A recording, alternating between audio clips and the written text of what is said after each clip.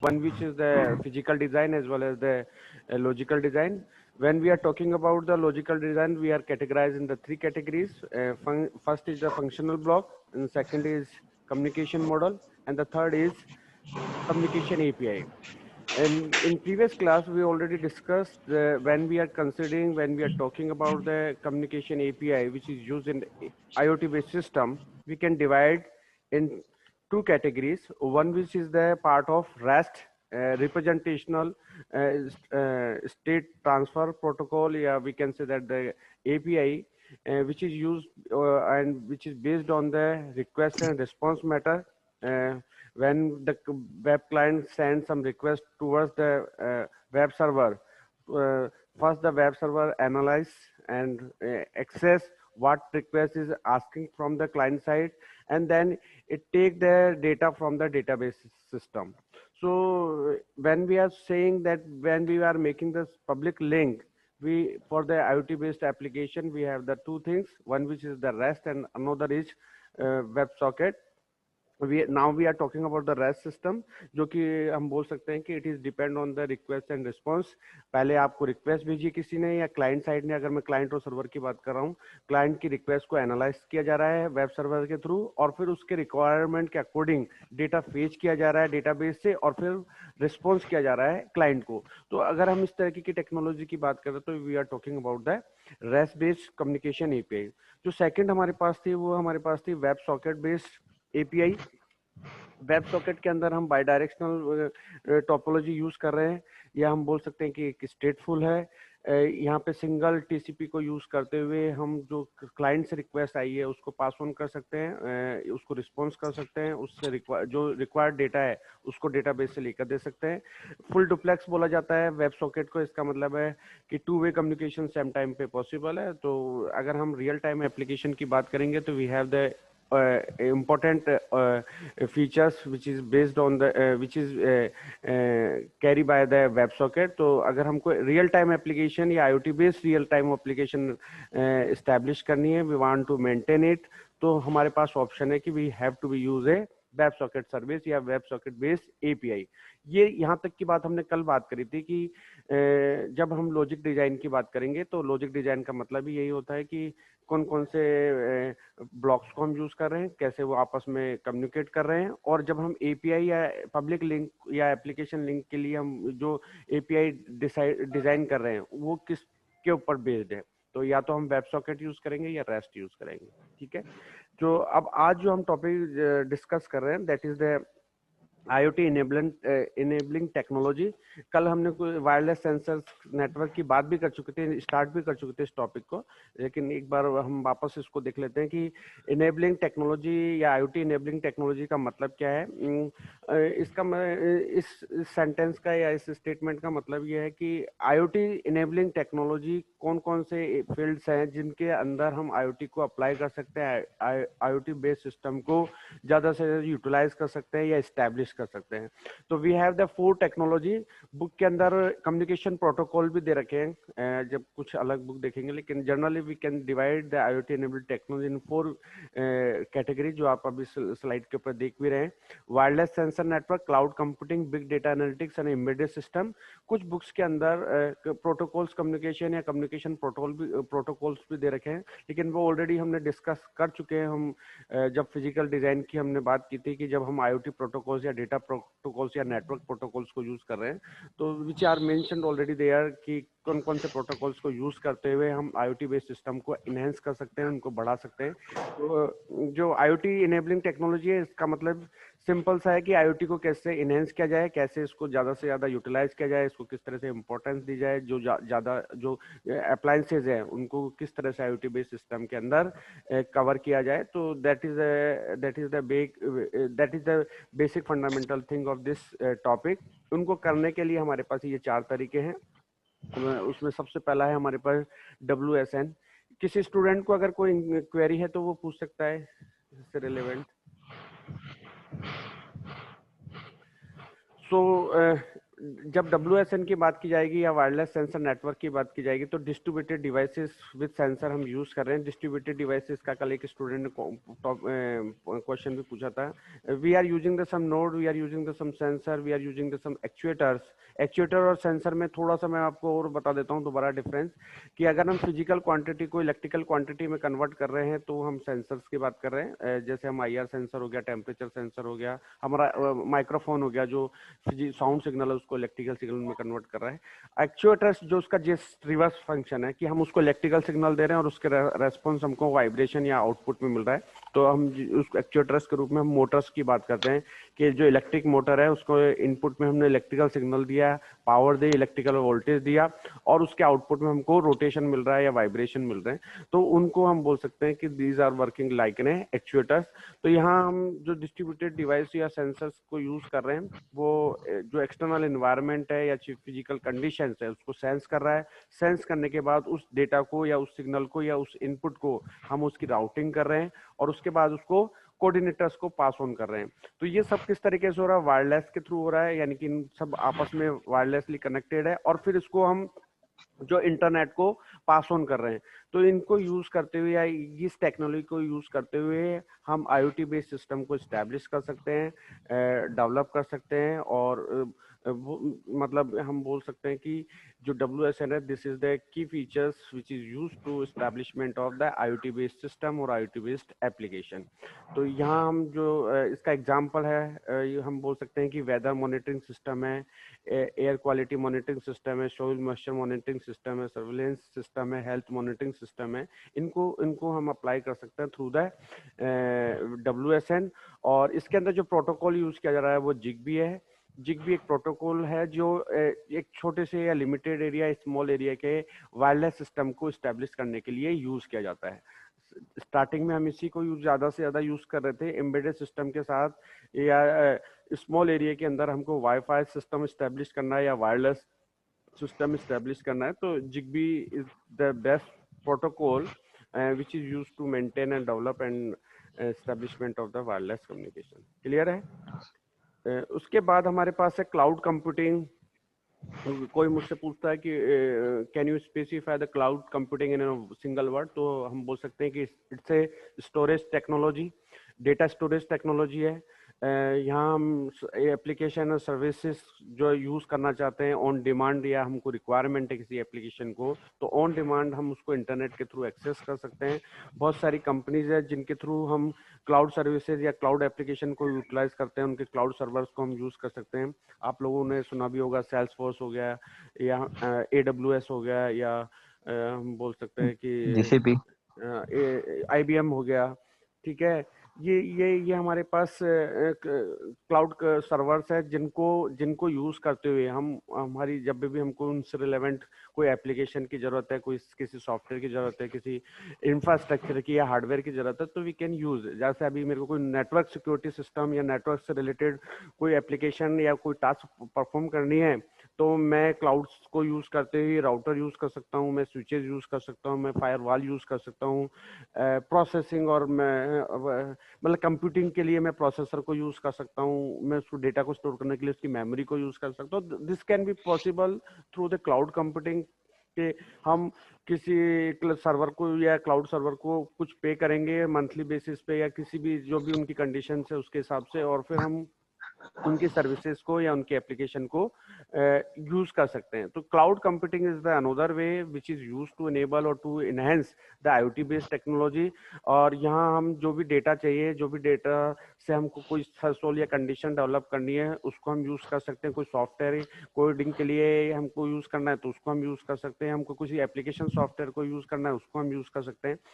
IoT के अंदर आप देखेंगे तो अगर प्ले स्टोर पे जाएंगे तो ब्लिंक सॉफ्टवेयर आएगा, एक थिंक स्पीक नाम से आपको 2 सर्वर मिलेंगे। जनरली हम अभी छोटे जो स्टूडेंट्स को हम बताते हैं तो ब्लिंक जो होम ऑटोमेशन के लिए हम यूज करते हैं वो उसका सर्वर ले सकते हैं, या फिर हम थिंक स्पीक सर्वर को यूज कर रहे हैं स्मॉल एप्लीकेशंस के लिए, जहाँ पे हम होम ऑटोमेशन का हो गया, या जो आपने अभी हमने डिस्कस किया कि वेदर का फोरकास्टिंग से रिलेटेड हो गया, या हम हम चाहते हैं कि कोई health management system real time basis पे डिजाइन करें, तो ब्लिंक सॉफ्टवेयर या blink server can be use for that. And we also use the think speak as an server, जहां पर हम क्लाउड बेस्ड एप्लीकेशन या सॉफ्टवेयर को यूज करते हुए रियल टाइम पे या रिमोटली डेटा को एक्सेस कर सकते हैं। ठीक है, अब यहाँ हमारे पास जो जो डेफिनेशन है वो उनको हमने 3 तरीके से कैटेगराइज किया है, जिसमें एक तो है रेंट इंफ्रास्ट्रक्चर। जब हम रेंट इंफ्रास्ट्रक्चर की बात कर रहे हैं तो यहाँ पे इंफ्रास्ट्रक्चर एज ए सर्विस, यहाँ पे इसकी फुल फॉर्म होती है IaaS की। उसके बाद PaaS platform as a service, और SaaS software as a service. इनको यूज करते हुए सॉरी इनको यूज करते हुए हम डिफरेंट एप्लीकेशंस को परफॉर्म कर सकते हैं। जब मैं रेंट इंफ्रास्ट्रक्चर या IaaS की बात करूँ, इट मींस मैंने हार्डवेयर को यूटिलाइज किया है, एक हार्डवेयर को यूज किया फ्रॉम द क्लाउड सर्वर, ठीक है, किसी पर्टिकुलर टास्क के लिए। तो when we need some hardware based thing. Yes yes Akash, Akash, do you have any query regarding of this cloud computing? Okay, so if we had categorized the cloud computing, we can divide in 3 categories: IaaS, PaaS, and SaaS. When we need some hardware or infrastructure from the cloud server, तो हम उसके through इस application को use करेंगे। जब हम platform based service use करना चाहते हैं ऑन डिमांड, तो हम PaaS को यूज करेंगे, यानी कि यहाँ पे हम कोई सिस्टम सॉफ्टवेयर को यूज कर सकते हैं, कोई ऑपरेटिंग सिस्टम को हम यूज कर सकते हैं। जब हम SaaS या SaaS को यूज कर रहे हैं, it means we are using some application based software for the specified application which is use और conduct by the IoT based system. तो इतना डीप में नहीं जाएंगे, केवल हमको इतना सा मालूम होना चाहिए कि what is the enabling technology of cloud computing, and why it is more important for us when we are developing and designing any IoT based system. So we can say that we can use some hardware, we can use some application software, and we can use the operating system or operating based applications when we want to execute a task through the IoT based system on demand. तो यहाँ हम उन सब चीजों को जो एक IoT based application के लिए जरूरी है, उन सबको हम यूज कर सकते हैं, उनके साथ हम कंप्यूटिंग कर सकते हैं। कंप्यूटिंग का मतलब है हम उनको एनालाइज कर सकते हैं उस डेटा के साथ।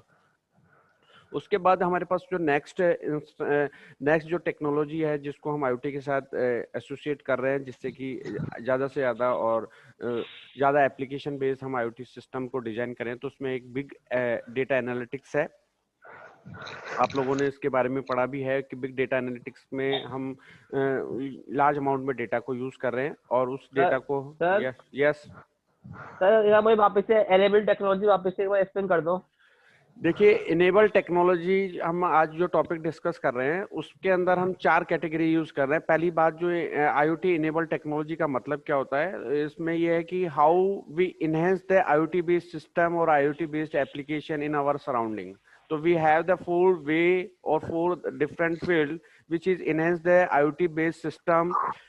ठीक है, तो उनमें से हमने पहला जो डिस्कस किया है वो वायरलेस सेंसर नेटवर्क है, जिसमें जितने भी सेंसर्स हैं उनको प्लस उनकी राउटिंग, यानी कि उनसे जो डेटा कलेक्ट किया जा रहा है उसको कैसे भेजा जा रहा है कोऑर्डिनेटर्स को या मास्टर को, और मास्टर से वो किस तरह से वो सिग्नल पास ऑन किया जा रहा है। जैसे हम अभी किसी ट्रैफिक से रिलेटेड की बात कर रहे हैं, या हम किसी हेल्थ मॉनिटरिंग सिस्टम की बात करें, तो वहां पे हमने नोड्स को यूज किया है, एक सेंसर्स को यूज किया। सेंसर्स कोऑर्डिनेटर्स को डेटा रियल टाइम पे भेज रहा है, और उस डेटा को हम सेंड इंटरनेट के ऊपर अपलोड कर रहे हैं थ्रू द कोऑर्डिनेटर। ये हम वायरलेस सेंसर की बात कर रहे थे, और इसके अंदर जो स्टार्टिंग में हम यूज कर रहे थे वो जिग्बी प्रोटोकॉल यूज कर रहे थे, जिसके थ्रू हम वायरलेस नेटवर्क स्टैब्लिश कर पा रहे हैं। उसके बाद हमने नेक्स्ट डिस्कस किया है क्लाउड कंप्यूटिंग, जिसमें हमने बात की है कि क्लाउड कंप्यूटिंग में हमने अभी कुछ सर्वर यूज कर रहे हैं। उसमें मैंने एग्जांपल लिया था कि अमेजन का AWS यूज कर रहे हैं, web service, Amazon web service, या सेल्सफोर्स हम यूज कर रहे हैं,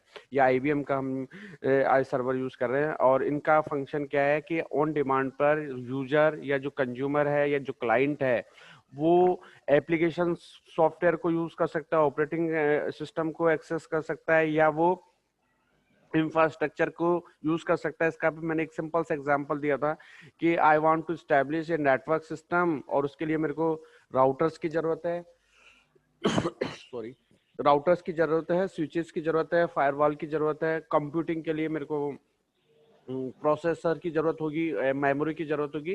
तो इन सभी चीजों को मैं सर्वर, जो क्लाउड सर्वर है, वहां से एक्सेस कर सकता हूँ। उसके बाद तीसरा जो तरीका है या तीसरा जो फील्ड है या जो एरिया है वो है हमारे पास बिग डेटा एनालिटिक्स।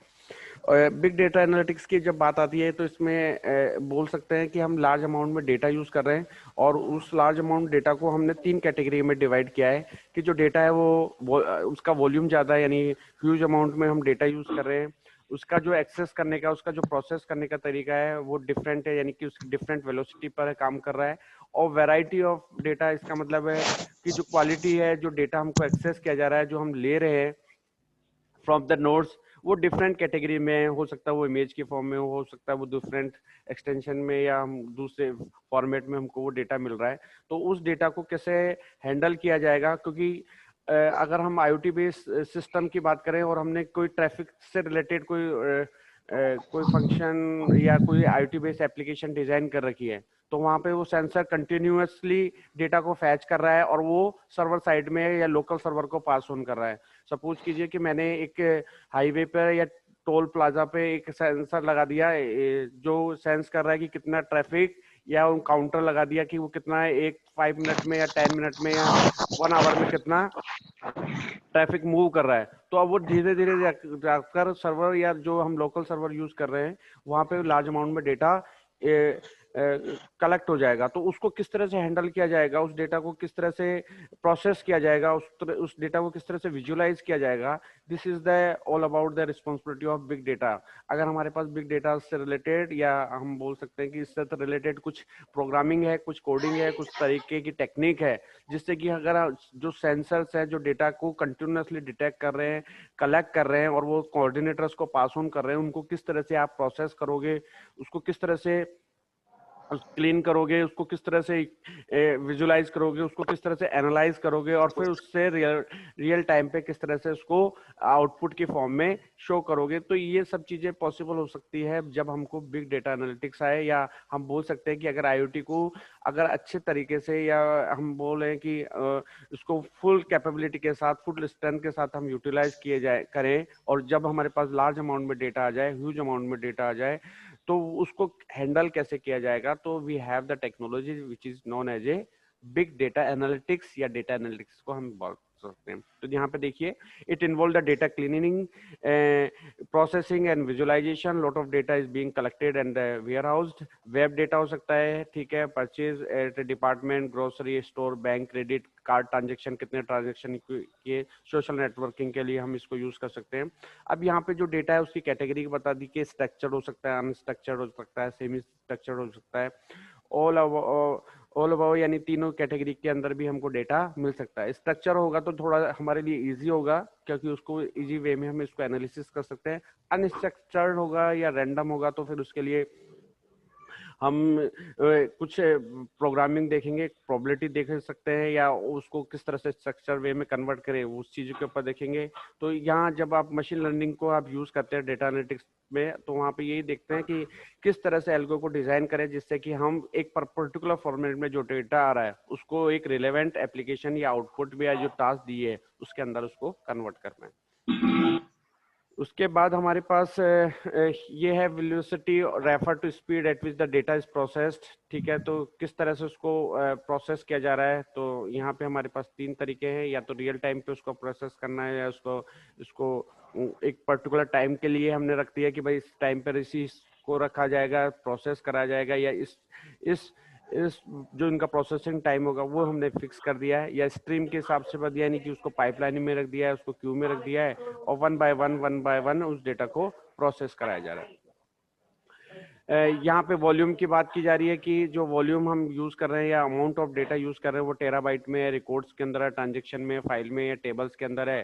तो उनको उस अमाउंट में उस डेटा को प्रोसेस करने के लिए हम यूज किए जा रहे हैं। तो बिग डेटा जो है वो वॉल्यूम, वेलोसिटी एंड जो टाइम हम यूज कर रहे हैं कि किस तरीके से उसको प्रोसेस कराया जाएगा, उन चीजों के ऊपर हम बात करें। तो 3 कैटेगरी हमने बिग डेटा एनालिटिक्स के अंदर यूटिलाइज की है, for the accessing, for the processing, for the visualisation, for the execution of a particular task. ठीक है। तो ये हमने अभी 4 टेक्निक्स की बात करी है। उसमें अभी एम्बेडेड सिस्टम रह गया है, बिग डेटा हो गया, क्लाउड कंप्यूटिंग हो गया, और WSN वायरलेस सेंसर नेटवर्क हो गया। इसके अंदर फोर्थ कैटेगरी जो हमारे पास आती है वो एम्बेडेड सिस्टम है। एम्बेडेड सिस्टम को हमने बात की थी कि जब भी हम एम्बेडेड सिस्टम को यूज कर रहे हैं तो उसका मेन ऑब्जेक्टिव है कि जो भी टास्क हमको दी है उसके लिए जो हार्डवेयर यूज कर रहे हैं, उसके लिए जो सॉफ्टवेयर यूज कर रहे हैं, वो उन दोनों को कंबाइन किया जा रहा है। और कंबाइन करने का केवल और केवल एक ही ऑब्जेक्टिव है कि we want to reduce the size of the system, या जो भी सर्किट या सर्किटरी हम यूज कर रहे हैं वो बहुत मिनिमम साइज को यूज करते हुए डिजाइन की जाएगी। अगर हमने कॉम्पैक्ट सिस्टम डिजाइन किया है या जो मिनरलाइजेशन के ऊपर हम वर्क कर रहे हैं, इसका मतलब यही है कि जो हमने एम्बेडेड सिस्टम को सही तरीके से इस्टेब्लिश किया है। तो यहाँ पे हम बात करेंगे कि एक हार्डवेयर यूज किया जाएगा एम्बेडेड सिस्टम में, उस सॉफ्टवेयर यूज किया जाएगा। सॉफ्टवेयर दो तरीके से हम यूज करते हैं, एक तो रियल टाइम ऑपरेटिंग सिस्टम के रूप में यूज करेंगे, और दूसरा होगा एप्लीकेशन सॉफ्टवेयर के रूप में यूज करेंगे, जो टास्क को पर्टिकुलर एप्लीकेशन को एग्जीक्यूट करेगा। तो एम्बेडेड सिस्टम में हमने स्टार्टिंग के अंदर जो स्लाइड दी थी डे 1 को, कि एम्बेडेड सिस्टम और रोबोटिक्स और IoT में इन तीनों में डिफरेंस हमने बताया था। तो एम्बेडेड सिस्टम भी एक इम्पोर्टेंट इनेबलिंग टूल है, टेक्नोलॉजी है, या एरिया है और फील्ड है जिसके थ्रू हम IoT बेस्ड सिस्टम को बना सकते हैं। अगर हमको एम्बेडेड सिस्टम मालूम हो गया, हमने कंट्रोलर या जो भी हम सर्किटरी है, इनपुट आउटपुट पेरिफेरल इंटरफेस या पैरेलल इंटरफेस या सीरियल इंटरफेस या काउंटर टाइमर जो यूज कर रहे हैं, उन सभी को हमने एक PCB के ऊपर डिजाइन कर दिया। अब हम केवल और केवल क्या करेंगे कि we just make an application software for that, और साथ के साथ हमने वाईफाई मॉड्यूल को उसके साथ यूज किया जाएगा, और उसको यूज करते हुए वाईफाई मॉड्यूल को यूज करते हुए हम एक IoT बेस्ड सिस्टम को डेवलप कर सकते हैं, डिजाइन कर सकते हैं। कई क्वेश्चन पूछते भी हैं स्टूडेंट कि एम्बेडेड सिस्टम और IoT को में डिफरेंस कितना है या कैसे बता सकते हैं। तो अगर एम्बेडेड सिस्टम के अंदर हम इंटरनेट थिंग या इंटरनेट की कनेक्टिविटी स्टैब्लिश कर दें, या इंटरनेट नेटवर्क लगा दें, या इस तरह से कुछ फीचर्स ऐड ऑन कर दें, जिससे कि जो हमारा एम्बेडेड मॉड्यूल है, एम्बेडेड सिस्टम है, या जो भी हम सिस्टम अप्लाई कर रहे हैं किसी टास्क को एग्जीक्यूट करने के लिए, वो इंटरनेट के थ्रू कनेक्ट हो जाएगा। तो इसका मतलब है हमने एम्बेडेड सिस्टम को इंटरनेट ऑफ थिंग में कन्वर्ट करने की पूरी कोशिश की है। ठीक है, तो these are the 4 category which is used to enable the IoT system और IoT बेस्ड एप्लीकेशन। इसमें आपको किसी को कुछ पूछना है? तो मेनली 4 टाइप्स में होती है। वैसे एक कैटेगरी और है जिसमें हम कम्युनिकेशन प्रोटोकॉल्स को यूज करते हैं, कुछ बुक्स के अंदर दे रखा है, कुछ बुक्स में नहीं दे रखा है। We already discuss the communication models, और या हम बोल सकते हैं कि हमने प्रोटोकॉल्स को यूज किया हुआ है। इन प्रोटोकॉल्स को, कम्युनिकेशन प्रोटोकॉल्स को यूज करते हुए हम IoT बेस्ड सिस्टम को डेवलप कर सकते हैं। उसमें प्रोटोकॉल्स जो है वो हमारे थे ब्लूटूथ, जिगबी जो हमने अभी डिस्कस किया, और IoT डेटा प्रोटोकॉल के अंदर हम MQTT यूज करते हैं, मैसेज क्यू टेलीमेट्री ट्रांसपोर्ट, जो हमने अभी जब आपको फिजिकल डिजाइन बताया था तब हमने डिस्कस किया था। तो these are the basically these are the 4 category which is used for the enabling the IoT. Maybe in other books communication के लिए कुछ प्रोटोकॉल्स यूज किया है, जिनको बोला गया कि communication protocols are so responsible to enabling the IoT things. Hello, yes sir. Okay, तो ये हमारे पास टॉपिक था जिसको हमने बोला कि इनेबलिंग टेक्नोलॉजी। नेक्स्ट टॉपिक हमारे पास है लेवल ऑफ IoT या IoT लेवल्स। ये इनको किस तरह से डिप्लॉय किया जाएगा। डिप्लॉय मीन्स हम हमारे को कोई IoT बेस्ड सिस्टम डिजाइन करना है, और डिजाइन करने के लिए हमको बता दिया कि आपको ये टास्क परफॉर्म करनी है through the IoT based system. तो उसको किस तरह से डिप्लॉय करोगे, किस तरह से उसको इम्प्लीमेंट करोगे, तो आप कौन सी कैटेगरी को किस तरह से टास्क के लिए यूटिलाइज करोगे। तो हमने यहाँ पे कुछ लेवल्स डिसाइड किए रखे हैं, कुछ लेवल डिजाइन कर रखे हैं। उन लेवल को डिजाइन करते हुए हम पर्टिकुलर जो टास्क दिए है उसको एग्जीक्यूट करेंगे। तो next topic is the level which is used for the description or designing and defining the IoT। जब हम तो ये this is the last topic for your unit 1, IoT level and deployment templates. IoT level मैंने अभी जैसे बताया कि ये बताता है कि जो टास्क दी गई है, जो काम हमको परफॉर्म करना थ्रू द आईओटी सिस्टम, वो किस लेवल का है। एंड डिप्लॉयमेंट मतलब हो गया कि किस तरह से उसको अप्लाई करेंगे, किस तरह से उसको इम्प्लीमेंट करेंगे for the execution of given task. As we know that we can divide the IoT system in number of categories. उसमें पहला हमारे पास डिवाइस है, जो आप लोग देख भी रहे होंगे कि इस स्क्रीन के ऊपर, कि IoT device allow the identification, remote sensing, actuating and the remote monitoring capability. एक डिवाइस है, एक ऑब्जेक्ट है विच is use to monitoring the external environment, physical और कंडीशंस, और रिमोटली उसको सेंस कर सकता है। तो उसको हम कैटेगरी कहते हैं, उसको हम नोड्स के रूप में बोल सकते हैं, उसको हम सेंसर्स के रूप में बोल सकते हैं। तो जब हम कैटेगराइज करेंगे या हम बताएंगे कि what are the essential tools and which is used in the IoT system, so one which is the device. Second is the resources. Resources में है कि it is a software component, ठीक है, accessing, processing, storing the sensor information. जो हमको notes के through information मिल रही है, उसको किस तरह से प्रोसेस किया जाएगा, किस तरह से एनालिसिस किया जाएगा, क्योंकि एनालिसिस करेंगे तो फिर हम कंडीशन के अकॉर्डिंग उस टास्क को एग्जीक्यूट कर पाएंगे। तो सेकंड जो आईओटी सिस्टम का पार्ट है, दैट इज द रिसोर्सेज।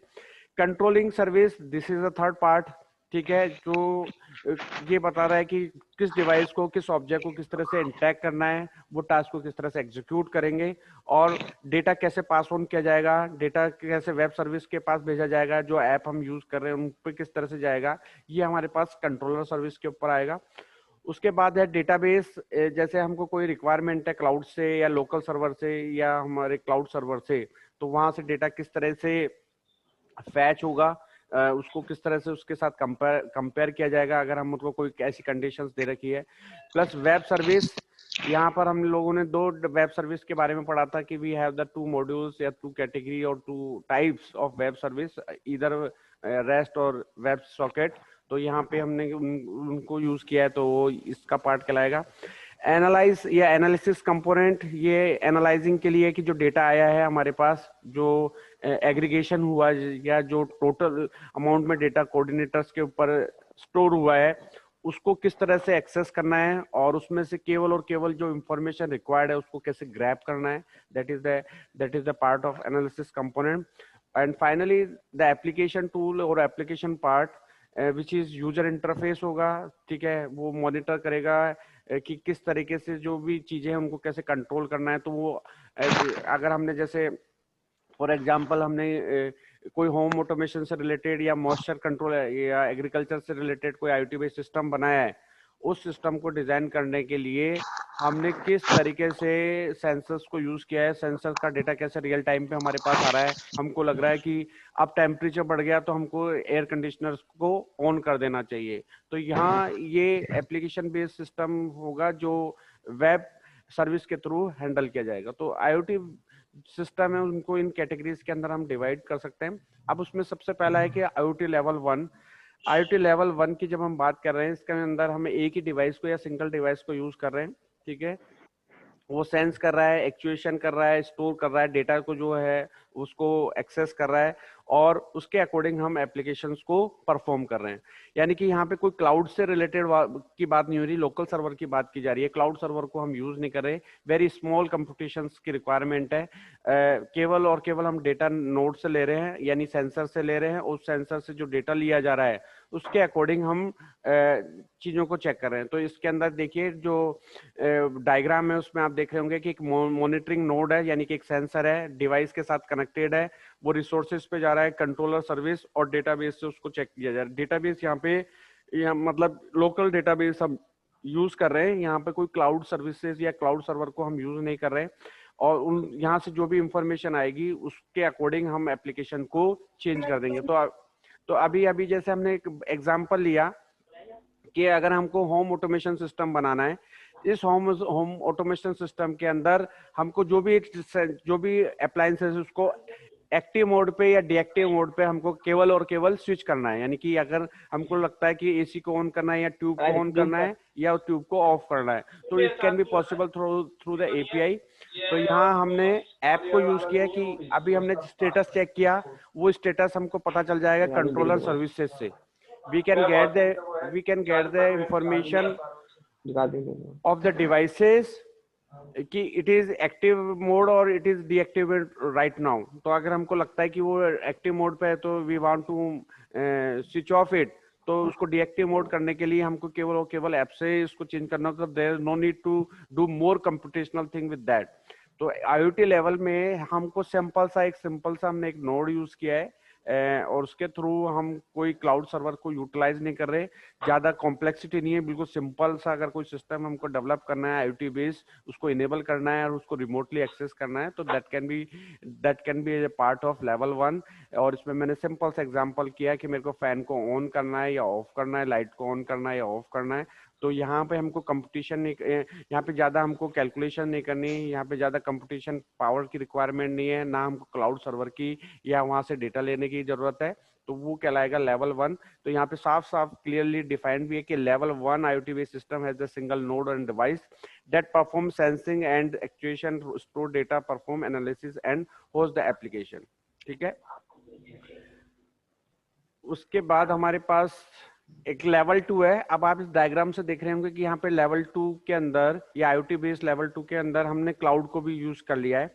जब भी मैं क्लाउड को यूज कर रहा हूँ इसका मतलब मैं डेटा मतलब क्लाउड के ऊपर ही कंप्यूटेशन हो रहा है, यानी कि कैलकुलेशन की जा रही है, उसके अकॉर्डिंग ही टास्क एग्जीक्यूट किए जाएगी या नहीं किए जाएगी। यहाँ पर जब आप लेवल 1 पे देख रहे थे, यहाँ पे कोई भी कैलकुलेशन जो है, कोई भी एनालाइजिंग है जो क्लाउड पे नहीं हो रही थी, लेकिन यहाँ हमने क्लाउड को यूज किया है and here we are performing the sum calculation और उसके अकॉर्डिंग हम टास्क को एग्जीक्यूट कर पा रहे हैं। तो नोड तो एक यूज किया है, लेकिन it will be connected with the cloud storage, यानी क्लाउड सर्वर से कनेक्टेड है और वहां पर जाकर हम ये चेक कर रहे हैं कि हमको क्या ऑपरेशन परफॉर्म करना है। तो इसको सीधा एग्जांपल से देखते हैं कि यहाँ पर एक मैंने smart irrigation system, agriculture system apply किया है and continuously I am getting the value from the humidity sensor. Humidity sensor है या जो भी हम टेम्परेचर सेंसर हम यूज कर रहे हैं, वो कंटिन्यूअसली डेटा भेज रहा है और उसको क्लाउड पे चेक किया जा रहा है। अब हम उसको रियल टाइम पे हम चेक कर सकते हैं कि जब भी हमको लगे कि जो वाटर लेवल है यानी कि कम हो गया, यानी ह्यूमिडिटी या टेम्परेचर बढ़ गया है, तो हमको वाटर वॉल को या जो भी सोलर है या वाटर पंप है उसको ऑन करना होगा। तो ऑन करने के लिए हमने ये यूज किया है कि इसको क्लाउड बेस के ऊपर ही हम चेकआउट करते हैं। लेकिन यहाँ पे देखिए जो कैलकुलेशन की जा रही है वो ज्यादा टफ या डिफिकल्ट या कॉम्प्लेक्स नहीं है, यानी कि नोड जब आईओटी लेवल 2 की बात की जा रही है तो यहाँ पे बोल सकते हैं कि we are using the some cloud based services और application, but the calculation is not more complex और डिफिकल्ट। ठीक है। तो ये लेवल 2 की बात की जाएगी। जब मैं लेवल 3 की बात कर रहा हूँ, इसके अंदर भी क्लाउड को यूज किया जा रहा है, लेकिन कैलकुलेशन इंक्रीज कर दी गई है। अभी इसको इस तरीके से देखें कि एक आईओटी बेस्ड सिस्टम अप्लाई करना है एक कॉलेज एआईटी के लिए या कॉलेज में ही, कि जितने भी स्टूडेंट एंटर होंगे वो उनका फोटो जो मेन गेट पे जो कैमरा है वहां पे फैच किया जाएगा, कैमरे से उनकी फोटो को कैप्चर किया जाएगा और कैप्चर करने के बाद डेटाबेस से उसको चेकआउट किया जाएगा। यानी कि हम क्लाउड सर्वर की बात कर रहे हैं कि क्लाउड सर्वर से उसको कंपेयर किया जाएगा और फाइंड आउट किया जाएगा कि जो स्टूडेंट है जिसका हमने अभी या जो प्रेजेंट हुआ है मेन गेट के ऊपर, वो कौन सी क्लास का है या उसका नाम क्या है या उसका मोबाइल नंबर क्या है। तो वो डेटाबेस से उसका डेटा पता चल जाएगा, ऑटोमेटिकली हमको ये पता चल जाएगा कि ये स्टूडेंट आज कॉलेज के अंदर प्रेजेंट है। ठीक है। तो अभी आप देखेंगे तो हिक विजन नाम से एक कंपनी है जो कैमरास को के ऊपर काम करती है।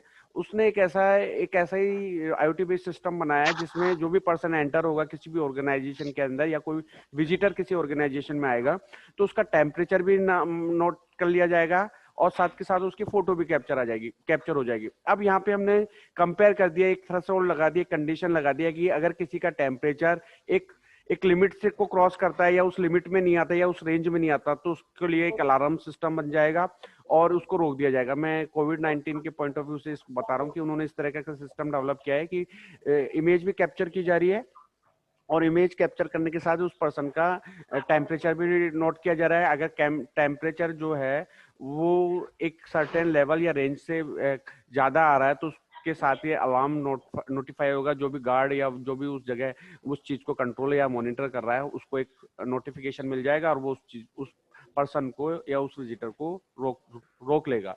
तो दिस इज द टाइप या this is the way in which we can develop या we can say that we are dealing with the level 3 IoT based system.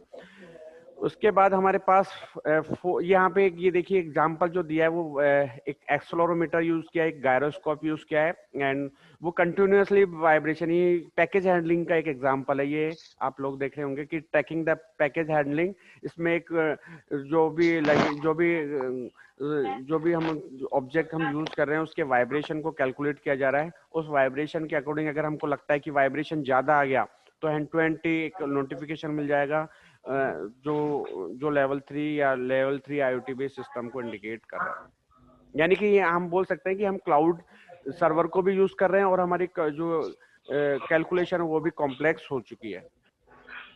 उसके बाद हमारे पास IoT लेवल 4 है जिसको हम यूज कर रहे हैं कि यहाँ पे हमने नोड्स को या नंबर ऑफ डिवाइस को इंक्रीज कर दिया है। तो आप देखिए कि जो क्लाउड स्टोरेज है उसके अंदर अब 2 नोड या 2 डिवाइसेस कनेक्टेड है, तो मल्टीपल डिवाइस या multiple node can be use in IoT level 4 according to our requirement, and we can say that we are also increasing the complexity of calculation, या जो cloud server हम use कर रहे हैं उसके अंदर हम इसको यूज कर सकते हैं।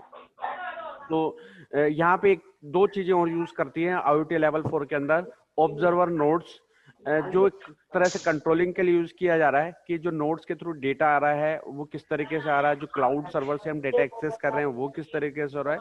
तो we can identify the type of the data which is accessing from the cloud server, and we are getting the data from the sensors और नोड्स, वो किस तरीके से आ रहा है, उनका फ्लो कैसा है। तो this is the responsibility of the observer node.